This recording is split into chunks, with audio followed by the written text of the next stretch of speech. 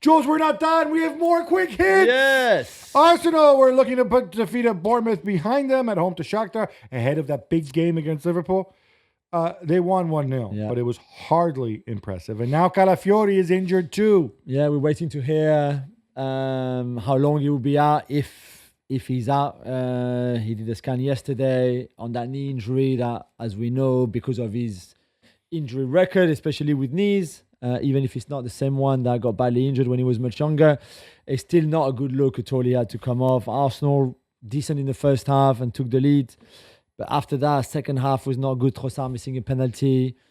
And then, to be fair, Shakhtar could have scored at the end and make it 1-1, and Arsenal would have dropped points and would have really, really been regretful. So not the kind of performance, I guess, that you want on the back of what happened at Bournemouth and also 4 days before the Liverpool game at home. Yeah, and I was disappointed in people like Gabriel Jesus, who, you don't get many starts these days. He's been injuries. It's not just that he missed the chances and he gives you the effort, but his decision-making, to me, often leaves a lot to be desired. I don't need to see so much Trossard. I guess Merino maybe can't play 3 games in a week. Yeah, no Saka again. No Saka, no Odegaard together. It's a big loss. Inter leave it very late to be young boys in Switzerland, Gab. I know there was a lot of rotation again from Simone Inzaghi because of the massive game at the weekend in the league, but I expected more from them. Yeah, I think they expected more too. Barella coming out afterwards and saying that wasn't good. I think they kind of looked past them. Didn't help that Marko Arnautovic missed a penalty.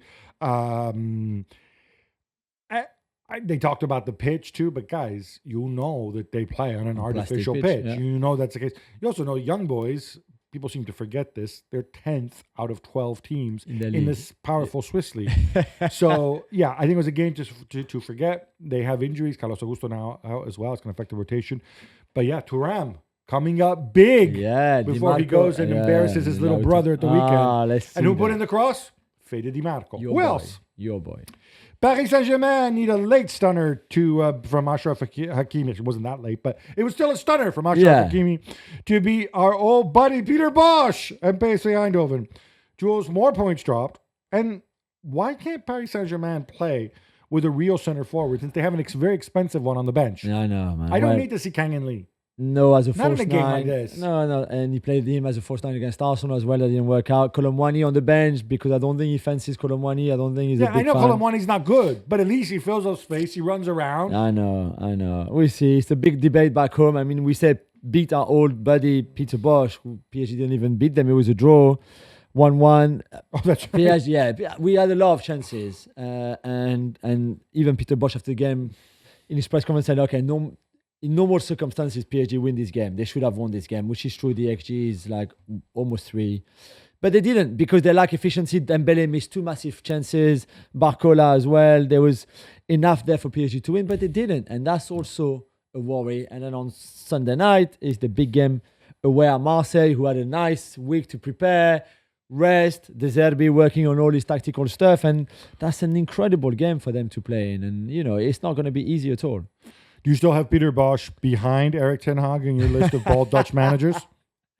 Although they're doing great in the Eredivisie, but I was not that impressed. But I was more disappointed by PSG, and now I wonder what will happen on Sunday. Sunday in a game, the classic that you can watch if you live in the UK or in Ireland on the Ligue 1 Pass, which you can find on their website, and it's a great way of watching. It's one of the games of the season. And you buy it directly from the clubs. There you go. Exactly. It's a good idea they had.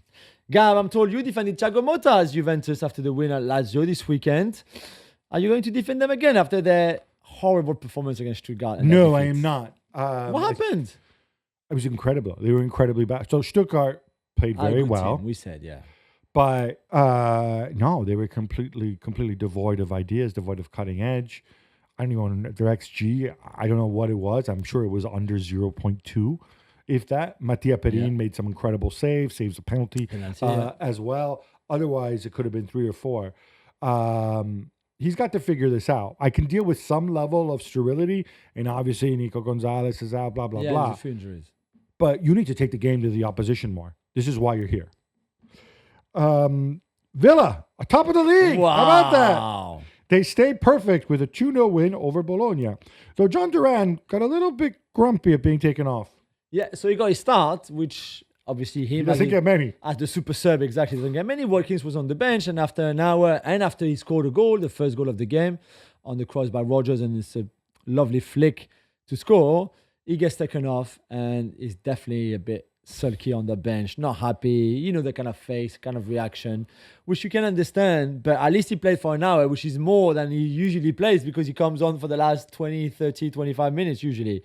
But when you're 20-year-old and having such an incredible season, really, I guess you want to play as much as possible, but he will need to learn to be patient and understand the decisions of his coach. I'll tell you what, I thought Bologna made life very difficult for them for a long time, considering that this is a team where nobody seems to be able to score. Yeah. And again, the McGinn goal, great goal, but there was a foul up the pitch on Fabian. How that was missed, I don't know. Christian Pulisic scores an Olympico goal, and Milan eventually beat 10-man Bruges 3-1 on Tuesday. Gab, they look good, especially once Rafael Leao came off. Yeah, I would say that's kind of when they started looking good. Yeah. Okafor, Chukwueze making the difference. Reinders, 2 goals. Tijani Reinders, 2 goals. Tijani Reinders is a great player. Yeah. You expect more. I mean, you've got the lead at home and the other team at 10 men. You need to put the game away and not wait till minute 60. Look, Fonseca has won the Leao battle. Now Leao either falls into line. He can't have too many more performances like this because Milan actually have a lot of wide players that they can use. So if he wants to be as central to the team as he was, as for Pulisic, great goal. But when you score an Olympico, except for a direct corner, he has a goal straight from the corner. It's kind of always the defender's mistake. I remember actually maybe there was one that Maradona scored. But yeah, it's always the goalkeeper. You know, the XG I found out is 0.001 or 2 after. So if you just look at 2 decimals after, it's 0.00 XG. There you go. Pretty amazing. Let's celebrate Little Breast and Pierre-Lise Melou, the cult hero of cult heroes. Yeah. Jos, they hold Bayer Leverkusen to a 1-1 draw, and they're still up there among the best. Incredible. 7 points now, 3 games from them. A wonderful team performance. Not great. They rode their luck a little bit. Maybe Bayer Leverkusen could have had a penalty or 2 even, maybe. Xabi Alonso not happy. But still, one of those games that will stay forever in the history of the club, obviously against German champions. And to get that lovely goal from Lise Melou to make it 1-1 after Florian Wirtz scored the first one is wonderful. So well done to them. At some point, I expect them to lose, but who knows? Exactly. Who knows, you know. After getting thumped at home in the last round, Celtic traveled to face Atalanta and come out with a 0-0 draw. Gab, how impressed were you? I mean, the last game was at Dortmund, but yeah. Okay, so the Dortmund game, somebody smart pointed out to me what the XG was in that game, Dortmund's XG. Yeah. It wasn't that high, despite the penalties. And the thinking was Celtic aren't that bad, actually, defensively. And people were like, oh, they need to sort their defense. Well, Dortmund... Yeah, Dortmund would have still more than them, but wouldn't have scored that many if not for Schmeichel throwing it into his own net and the penalties. So they came to Bergamo, they parked the bus. Atalanta absolutely battered them. But you know what? In this sport, if you don't score, it makes no difference. So well done, Celtic. Well done, Brendan. Atletico Madrid continue to lose at home to Lille. Jules, much love to Jonathan David, but that penalty was a bit dubious, no? So dubious. So dodgy. I'm not sure. I mean, Andre says there's a touch from Koke. Koke takes out his leg. I can't see what I see is a handball from Andre, by the way, too. But what a wonderful win. 3 weeks after beating Real Madrid, Lille go to Madrid and beat Atletico this time. Bruno Genesio doing an amazing job again. Benfica were hoping to stay perfect, Gab, in the Champions League, but they got tripped up at home by Feyenoord. 3-1. Yeah, I wasn't expecting that. Anthony Milambo, 19 years old, coming up big, 2 goals. I think that was a difference maker. Otamendi, I thought, really struggled a little bit at the back. Well done to my Danish friend, Brian Priske.